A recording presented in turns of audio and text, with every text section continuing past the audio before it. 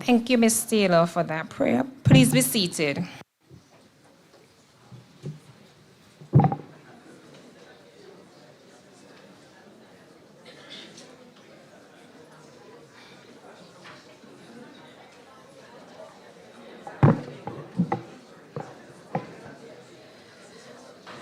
The Honorable Dickon Mitchell, Prime Minister of Grenada, Her Ladyship the Honorable Justice Margaret Price Finley, Acting Chief Justice of the Eastern Caribbean Supreme Court, Honorable Justice of Appeal of the Eastern Caribbean Supreme Court, Honorable High Court Judges of the Eastern Caribbean Supreme Court, Senator the Honorable Claudette Joseph, Attorney General and Minister of Legal Affairs, Labor and Consumer Affairs, and other ministers of government, Mrs. Paula Llewellyn, former Director of Public Prosecutions of Jamaica, Mr. Francis Paul, President of the Grenada Bar Association, Mr. Stephen Thiru, President of the Commonwealth Lawyers Association, Mrs. Lynette Ciberon-Sweet, President of the Law Society of Trinidad and Tobago, executive members of the OACS Bar Association, presidents and executive members of the constituent bar associations of each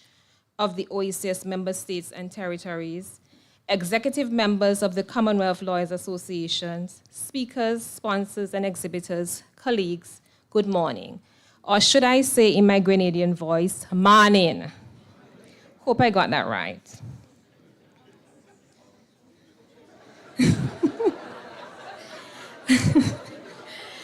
On behalf of the OACS Bar Association, it is my honor and pleasure to welcome you to the simply beautiful Isle of Spice, Grenada, and to the official opening of our 19th Regional Law Conference. For those I have not yet had the pleasure of meeting, I am Jean Dyer, serving as both the President of the OACS Bar Association and the coordinator of this Regional Law Conference. We gather here this morning as a community bound by a shared commitment to the law, to justice, and to the people we serve across our OACS nations. This conference is more than just an item on our calendar. It is the heartbeat of our profession in the region. It is where we connect, where we debate, and where we collectively forge the path forward. This year, the theme for the conference, Legal Transformation, Adapting, Navigating, and Building the Future, challenges us to look ahead. Over the next few days, we will confront the pressing issues of our time, from technological disruption to the evolving needs of our societies. We'll engage in robust discussion, and we'll leave here better equipped, more connected, and reinvigorated in our purpose. My hope for this conference is threefold. One, that we engage in dialogue that is both challenging and respectful. Secondly, that we build networks that strengthen our practice and our fraternity. Third, and that we leave here not just with new knowledge, but with a renewed sense of mission. I would like to highlight three key features of this year's conference. I dare to say we're raising the bar. We're thrilled to introduce our brand new criminal advocacy workshop offering practical training for the first time. And this session will be chaired by the former DPP of Jamaica, who is here, and our very own Justice Morley. We'll also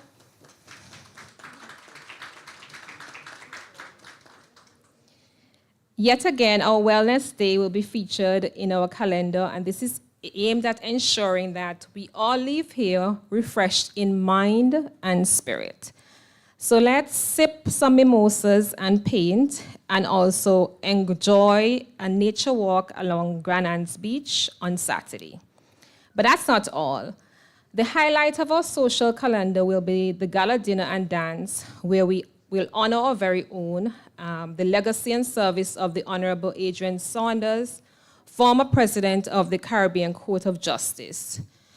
As we gather here in the home of JAB, it is only fitting that we honor the tradition, so that following dinner, we will transform Pier 1 for a proper JAB session. So I hope you have your dancing shoes. We have a new chair of Bacchanal. Mr. Delani Edwards is responsible. So without further ado, let us begin. Welcome to the 19th Regional Law Conference. May our deliberations be insightful, our friendships deepened, and our resolve strengthened. It is now my distinct honor to invite the Prime Minister of Grenada, the Honorable Dickon Mitchell, to address you. I'm also proud to call him a longtime friend and a former classmate from our University of the West Indies days. Prime Minister.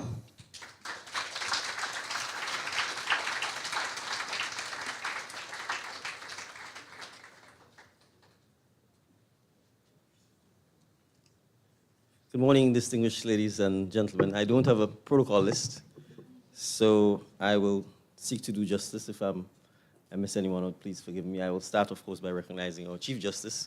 I will not reference the phrase that she's acting because I know it's a real job and that she's doing. Our Justices of Appeal, our Justices of the High Court, our Distinguished Attorney General, presidents of all bar associations, both regional and national, all other distinguished ladies and gentlemen. It's a pleasure to be here with you this morning. I remarked to the Chief Justice that the venue seems too small because you look quite packed in, and therefore I want to start by congratulating Jean and the team on obviously doing a wonderful job in ensuring that all of you are here this morning to take part in this significant conference.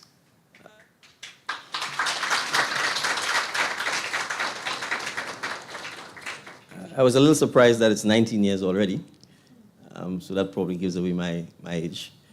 So it means I've been around when the very first law conference started. And the fact that it has grown from strength to strength is a recognition of the fact that the profession understands and underscores the need for continuing legal education, which this conference really is about, an opportunity to interact, an opportunity to share experiences, an opportunity to learn, and as your team says, an opportunity to transform, to adapt, to navigate, and to build the future of law, jurisprudence, and the legal systems that we use in the Caribbean. And so I want to urge us all, I'm not divorcing myself from that process, to significantly think of how we can use law and legal systems to shape a better society, to shape a more empathetic and caring society. And in the words of Ms. Taylor, a society that promotes peace, tolerance, inclusiveness, that diminishes violence, disunity, and that encourages all of us to reach for higher ideals. I'm particularly pleased to note that there will be training on criminal advocacy, because I'm fully aware of the challenges at the criminal bar with actually just finding attorneys who practice. And I see I'm getting a clap, so I want us to I want us to recognize that it is a significant challenge. It significantly challenges the administration of justice in our society. And regardless of our personal views of criminals, the truth is, to a large extent, by the time persons have become criminals, the society would have failed them. And so it is always far more expensive to be dealing with them after the fact rather than before the fact. As early as this morning, I had a call from my daughter to actually say someone had climbed the fence of the house and was stealing mangoes. So we indicated that we would be happy to offer the mangoes. But the person admitted that they had a drug habit. Right? And I say this because, of course, he was apprehended and taken away. But that's the challenge. And it's staring us everywhere. Most of our homeless are either on drugs or some mental issue. Many of the petty crimes come about because of behavioral or family challenges. And we cannot therefore turn a blind eye to those issues, because the truth is they will not turn a blind eye to us. They will confront us wherever we go. And so it's important for us to make sure that while the majority of our citizens are law-abiding, while the majority of them require services from wills and conveyances and business and trust, etc., there is a group within our society who requires the law to help them to be able to better function in society and to ensure that in doing so, we don't create a bigger challenge for us by ignoring them and hoping that the problem will go away. So I think we have to find creative ways. I recall in the past, even though I never generally practiced criminal law, from time to time a judge will call and say, I need you to represent someone because they need help. And I would obviously have to do so. And so I think as bar associations, as members of the bench, we may have to find creative ways where, even if it is not our practice, we are able to lend and give back to citizens who need legal services, but for whatever reason may not be in a position to obtain it, if for no other reason, so that the administration of justice is improved and made more efficient. Because at the end of the day, the cases simply don't go away. And if they are stuck, it makes all of us look bad. Our distinguished Attorney General is here. She's very passionate about improving the physical amenities that both the bench and the bar have to treat with. It's been a long time coming, but I can assure certainly not just the Grenada bar, because we hope obviously that it will impact and improve the amenities throughout the region as well, that we are committed to constructing a modern state-of-the-art halls of justice that we hope can lead to greater efficiencies in the administration of justice in Grenada and by extension within the OECS. So I was told I have 5 minutes. I want to commend the organizers for putting on this event. I wish to ask the president of the Trinidad and Tobago Bar Association to convey my personal congratulations to the new Chief Justice of Trinidad and Tobago.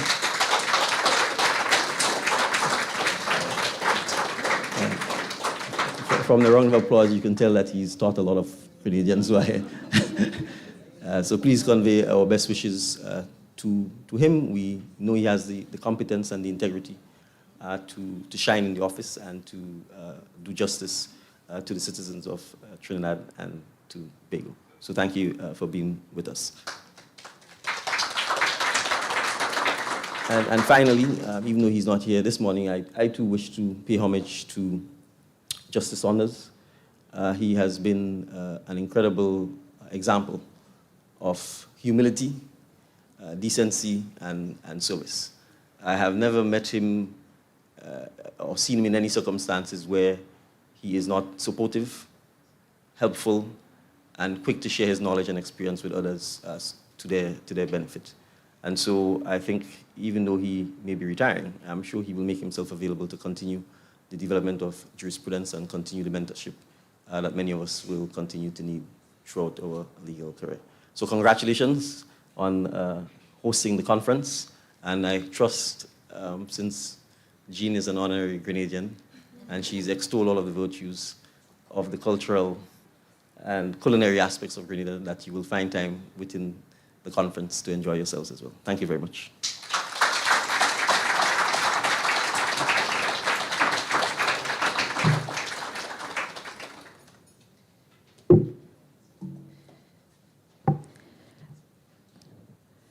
Thank you, Mr. Prime Minister, for those useful reminders of our role or obligations as attorneys as it relates to ensuring that the delegates immerse in the local culture. As I said, we have a new king of Bacchanal, and he's right at the back, Mr. Deloney Edwards, and he assures me that he will top Taddy and what Taddy did in St. Lucia. I will now call upon our Honorable Chief Justice, Justice Margaret Price Finley, to deliver a few brief remarks. Chief Justice.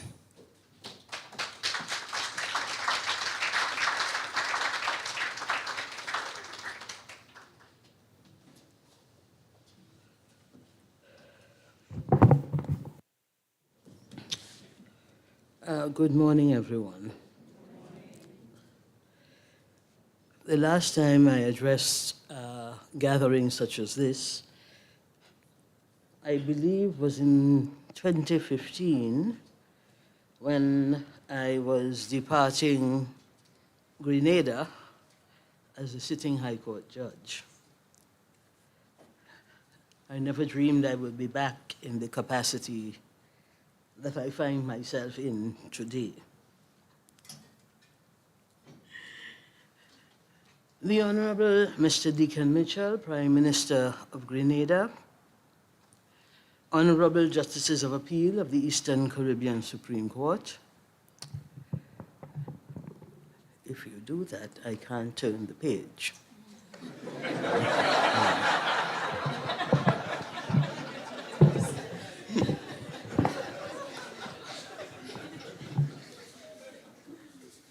And I myself, because you notice everybody else had a laptop or a tablet.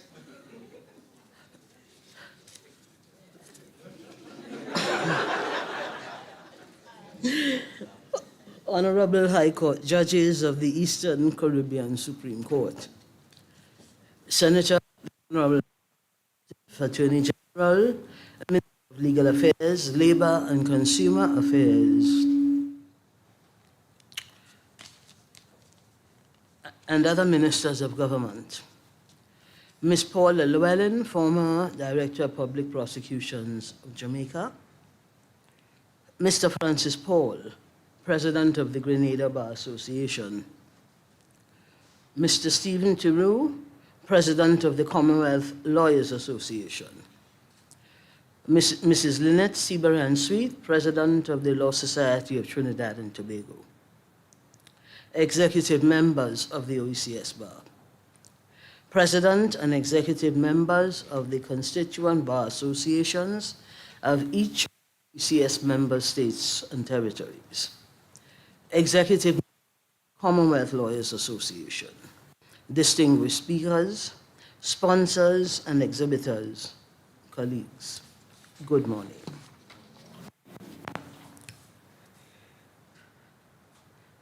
It is my esteemed pleasure to address you at this OECS Bar Association's 19th Regional Law Conference here in the beautiful island of Grenada, the Spice Isle, a place which is very dear to my heart and which I call my second home. It is a place with whose warmth and hospitality reflects the spirit of unity and camaraderie which we espouse as legal professionals of the Eastern Caribbean. Though we may be present here today in our various capacities, whether as judicial officers, members of the bar, or friends of the law, we are all united in one single purpose: the strengthening of the administration of justice to ensure the rule of law prevails and that the Eastern Caribbean citizenry has access to a justice system which serves them efficiently, fairly, and transparently. The theme of this conference, Legal Transformation, Adapting, Navigating, and Building the Future, could not be timelier or more fitting. The Eastern Caribbean stands at the cusp of a pivotal moment in our region's continued efforts to achieve tangible and meaningful justice reform. The many challenges which we have historically faced, including case backlog, limited or absent resources, infrastructural limitations, and procedural inefficiencies, converge with unprecedented opportunities for legal evolution through technological advancement, legislative reform, and cross-institutional collaboration. Over the next 2 days, the able presenters and facilitators who will be lending their expertise to the cause of this conference will engage us in a comprehensive exploration of topics that reflect the modern realities of our ever-changing legal landscape. No doubt by now, all attendees would have had the opportunity to peruse the conference program and acquaint themselves with the diverse range of topics that will be presented over the coming days. I am particularly excited about the sessions that will explore criminal advocacy and the technological advancements in practice management. The Eastern Caribbean Supreme Court Criminal Proceedings Committee has been working assiduously to produce new criminal procedure rules, as well as criminal mediation rules. The first draft of these rules have been completed and are now ready for public comment. I am hopeful that the forthcoming rules will serve to modernize criminal proceedings across the region, and in so doing, will positively transform the practice and standards of criminal advocacy. Furthermore, as the court continues its technological transformation, criminal matters at all levels of the court system have been fully onboarded onto the e-litigation portal as of last year. This means that criminal law practitioners may now avail themselves of the same efficiency and ease of case management that civil law practitioners have enjoyed for some years now. Criminal litigators will benefit from the reduced administrative delays, easier tracking of their cases, and reduced paperwork.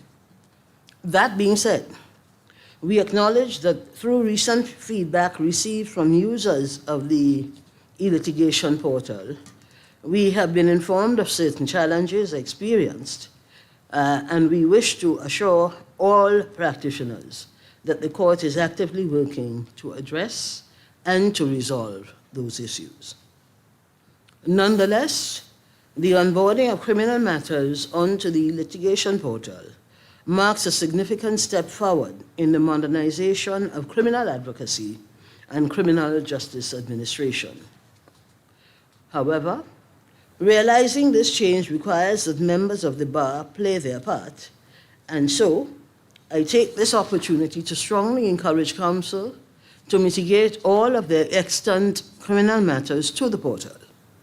We must move forward with a unified system of case management for greater efficiency of our justice system. Having all the matters on the portal will assist us in achieving this. Counsel may refer to the e-litigation portal guidelines document found on the court's website for guidance on the migration process. Full migration of criminal matters onto the ELP will also positively impact our equally vision statement to reduce case backlog, a challenge that remains one of the most visible tests of public confidence in our courts. This task is not only administrative, but also woven into the very fabric of the legal system's culture. It requires a collective shift in how we view efficiency, accountability, and collaboration across all stakeholders. Bench. As I close, I encourage you all to approach the coming sessions remembering that the OECS has always been and continues to be a model of legal cooperation. Each person, regardless of their niche, stands to learn from the wealth of information that will be shared at this conference. I implore each of you to engage fully, ask questions, share your ideas, and to collaborate. The legal transformation which we seek can only be achieved if we are all sincere about our efforts and how we can all contribute to effective change. I would like to take this opportunity to thank the OECS Bar Association for extending its invitation to me to address you here today, and for its continued partnership with the Eastern Caribbean Supreme Court. I must also thank Ms. Jean Dyer, the OECS Bar President and Law Conference Coordinator, the executive members of the OECS Bar Association and the Planning Committee, and for organizing this year's Regional Law Conference. I also thank our distinguished presenters and facilitators who have generously lent their time and expertise to this conference. Finally, I thank all of you, the attendees, for your presence today. Your presence shows your commitment to our shared purpose of legal transformation. May your conference be a resounding success. Thank you.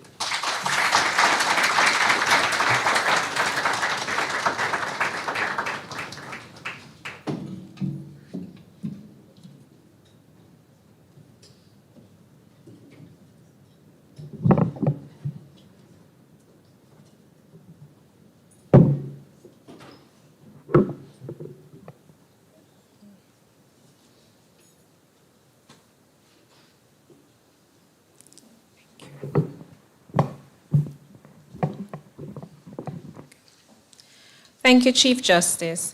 The Honorable Justice Trevor Ward will now deliver brief remarks on behalf of the Chair of the Judicial Education Institute of our court, the Honorable Justice Eddie Ventos. We are pleased to collaborate with the JEI again this year in hosting this conference. Join with me in welcoming Justice Ward.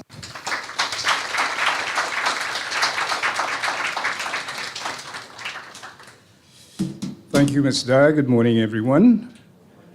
Permit me, please, ma'am, to adopt the protocol established, save, of course, to recognize the presence of the Honorable Deacon Mitchell, Prime Minister of Grenada, and the Honorable Margaret Price Findlay, Acting Chief Justice of the Eastern Caribbean Supreme Court. I bring these remarks on behalf of the Acting Chief Justice and Justice of Appeal Eddie Ventos, Chair of the Judicial Education Institute of the Eastern Caribbean Supreme Court, who is unfortunately unable to be with us today. The JEI welcomes this yearly collaboration with the OECS Bar Association to host this flagship event, the 19th Regional Law Conference. This partnership is a vital expression of our collective, unwavering commitment to judicial and legal excellence across our sub-region. The world in which we operate is changing at an astonishing speed, and the legal profession and the judiciary must not only keep pace, but anticipate the future. The innovative agenda for this year's conference, focused on navigating the new frontier of the legal profession, addresses yesterday's challenges, today's complexities like global freezing orders and AI in the workplace, and the formidable challenges that lie ahead. The topics demand sustained and in-depth engagement, ensuring the jurisprudence of the ECSC remains relevant, modern, and perfectly equipped for the matters that come before the High Court and the Court of Appeal. I wish to draw your attention in particular to the two specialized workshops dedicated to criminal advocacy, as they represent a timely and essential investment in the competence of our bar. First, the session on criminal advocacy, cross-examining expert witnesses in criminal proceedings, is indispensable. We acknowledge that modern litigation is increasingly driven by specialized knowledge. Expert witnesses, by their nature, can be highly persuasive and often appear unbeatable. However, the pursuit of justice demands that all evidence be tested vigorously and fairly. This workshop is designed to dismantle any sense of intimidation that any of the participants may have. It is intended to provide participants with the confidence, preparation, and technical insight necessary to dissect complex testimony, challenge methodology, and when appropriate, successfully dismantle an expert's credibility. The ability to execute a single, strong cross-examination against a seasoned expert is the hallmark of a skilled advocate and is crucial in ensuring the courts arrive at a just and fair result. Secondly, the workshop on criminal advocacy, the new landscape of criminal justice, understanding the 2024 procedure rules, is fundamental to criminal litigation in the near future. The introduction of new criminal procedure rules is not a minor change. It is an important structural transformation of our criminal justice landscape. These rules lay down the framework for efficiency, fairness, and accountability. It is the bedrock of modern criminal practice.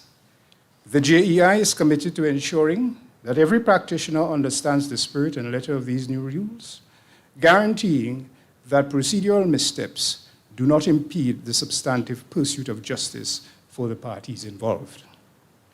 Every participant is encouraged to take full advantage of these and all other specialized workshops. Our commitment to justice must be equally matched by a commitment to our own well-being, and I am pleased to see the dedicated agenda item on wellness. Please use this time to recharge, network, and remember that our collective strength as legal professionals depends on our personal resilience and our capacity to meet the challenges of today and the future. Thank you, and I wish you a successful and productive conference.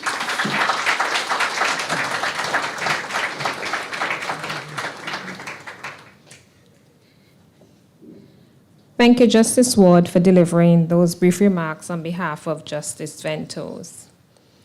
It is my distinct pleasure to invite to the podium the President of the Grenada Bar Association. As our host for this conference, Mr. Paul and his team have been instrumental in bringing us all together in this beautiful setting. I should say that this is our largest conference to date, and unfortunately,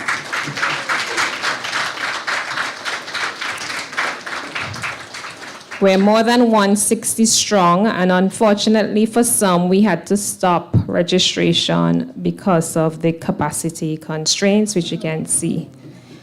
But please join me in welcoming Mr. Paul to share a few words with you.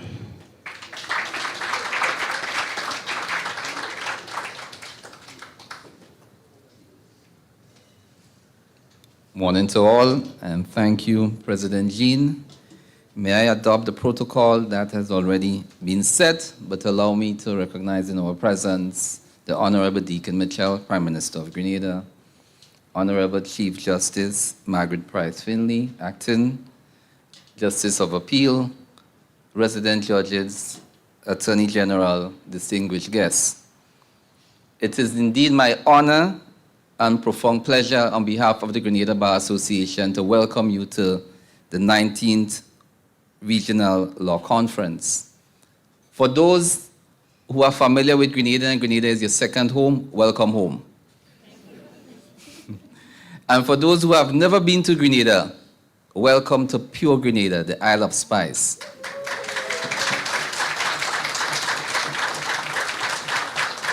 And all the islands are unique, but we have lush, mountainous, green vegetation.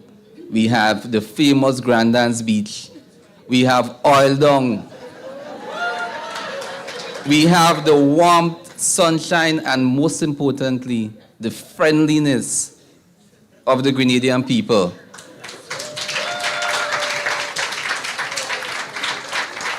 And last, but definitely not least, we have the jab. Can't forget the jab. Now, for the next 2 days, we are privileged to host this vital gathering of legal minds from across the Eastern Caribbean and beyond. And it is not our first time. We hosted in 2007 and in 2015.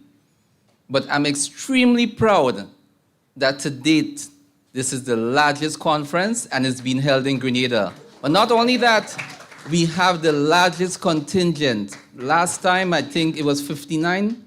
I stand corrected? 59. So we are 59 strong at the conference this morning.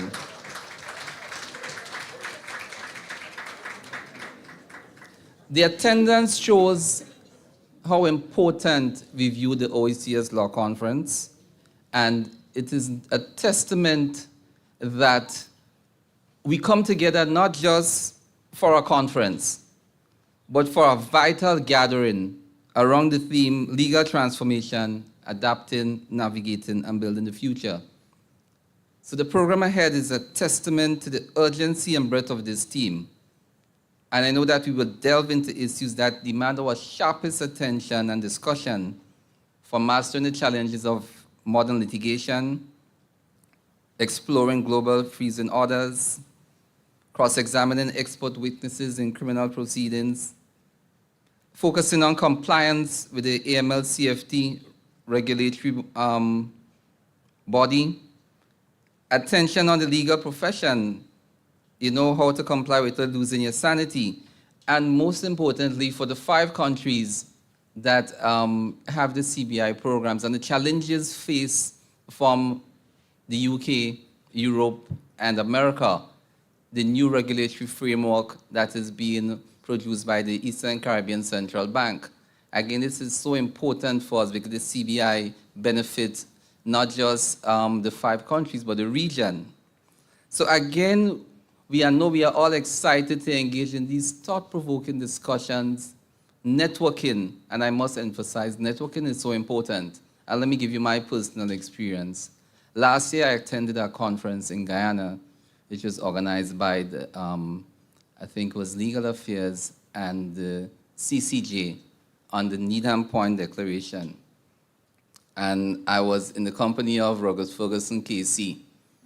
And I guess it took me 23 years then to really understand the importance of these conferences. It's not just the material and the content. It's not just what you learn in the presentations, but the networking, the unity would bring us together from the 9 member states and territories, from across the region and even internationally. So networking is very important, and I urge us all to come together, exchange ideas, exchange contacts, and away from the formal settings of the conference. As President Jean said, we have the welcome reception later on this evening. We have the gala dinner on Saturday. On Saturday morning, there's also the health walk and the sip and paint. So I urge us all to engage. Don't be afraid, don't be shy. Networking is important so that we can build a strong Caribbean, we can unify, and we can have that legal system that we desire, that is the envy, not only here, but internationally. Because that's what we want. We want to be together. We want that unity, unshaken. So again, welcome all. Welcome to Pure Grenada. The gala dinner, enjoy. President Jean talked about the jab. I don't know if we can get permission from the Prime Minister to play the jab Saturday. But who know, when we have the grease, we're greasing down. So I wish us all an exciting and thought-provoking, fulfilling 19th OECS Law Conference. Thank you.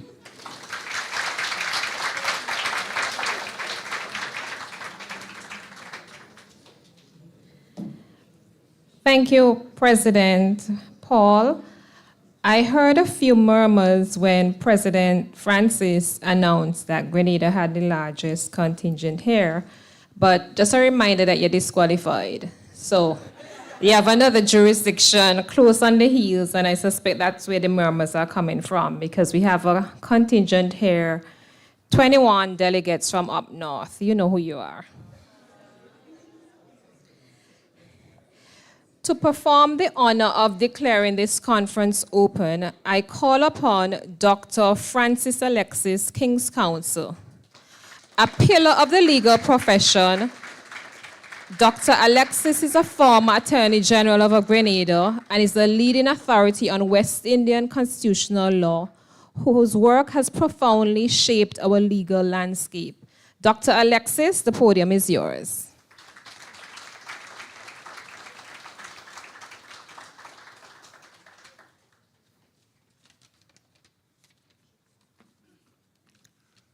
Thank you very much indeed, Madam President Jean Dyer. Prime Minister, Honorable Dickon Mitchell, Chief Justice Acting, Your Ladyship, Margaret Price Finley, Honorable Attorney General, Senator Claudette Joseph, President of the OECS Bar Association, Jean Dyer. May I otherwise adopt the protocol as already established and say good morning and a very warm welcome to all of you, especially those coming from overseas. We have been given tidbits as to what is in store for us over the next 2 days or so. I'm not going to go over them. You have been assured about the wealth of information, ideas, thoughts, and experiences that will be shared over the next 2 days or so. whether in criminal law, in freezing injunctions, and we are in it up to the neck now with AI. Can't get away from that.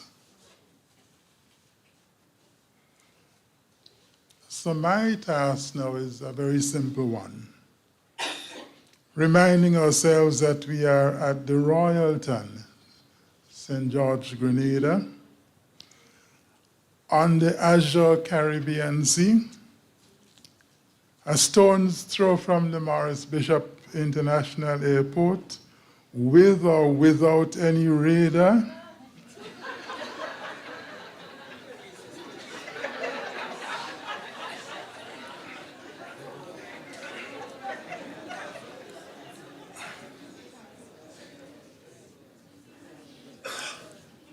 And I have been tasked in part to say thanks, very briefly. Thanks to the OECS Bar Association and constituent bars, and charity beginning at home, thanks to the Grenada Bar Association. It is no surprise that it has been a sellout. We have with us, among others, the former President Thaddeus Antoine, St. Lucia. Good having you here, sir. Stand and take a bow so we can see who you are. This is the home of Ruggles, Ferguson, Casey. Stand and take a bow, please. Where is Ruggles? You can't do anything across the OECS without Ruggles.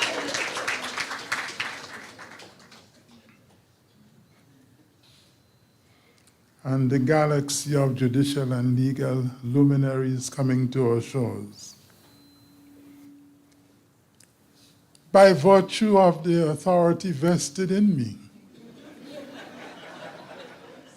by the Organization of Eastern Caribbean States, OECS Bar Association,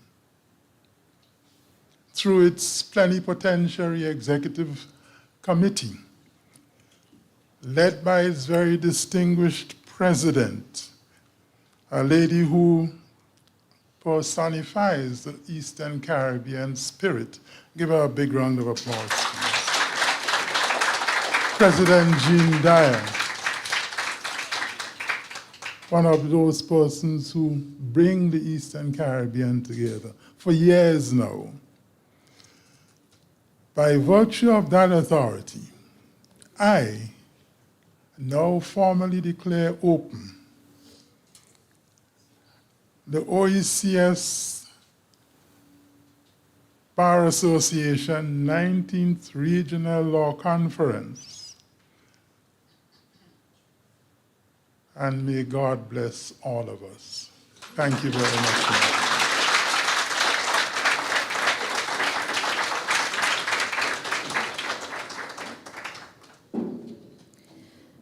Thank you, Dr. Alexis. Dr. Alexis, being as humble as he is, he wouldn't have said, and the home of the Francis Alexis, King's Counsel, our leading authority on West Indian constitutional law, and for those of us who went to the faculty, the author of Changing Caribbean Constitution. Stand and take your bow, Dr. Alexis.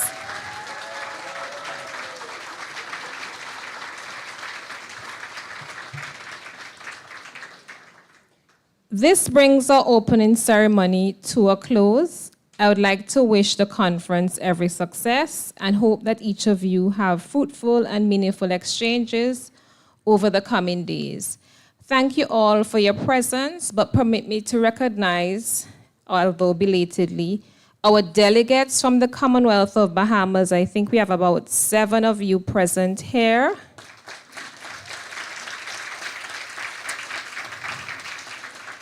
Welcome. We look forward to a memorable conference, and thank you. We're going to change the program a bit, so we're going to have the